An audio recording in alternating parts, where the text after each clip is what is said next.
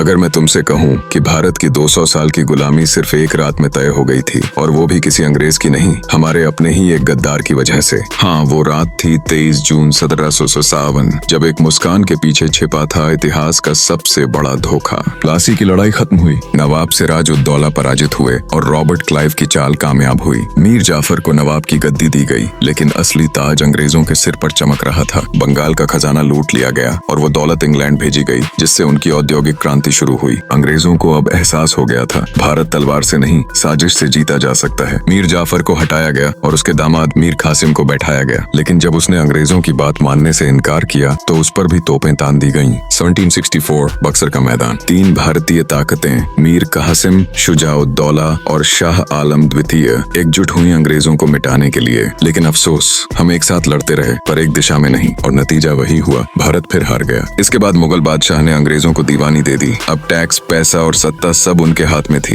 बंगाल की सोने की मिट्टी अब लहू में बदल गई, और यूं शुरू हुई वो कहानी जिसने हिंदुस्तान को 100 सालों की नींद में सुला दिया।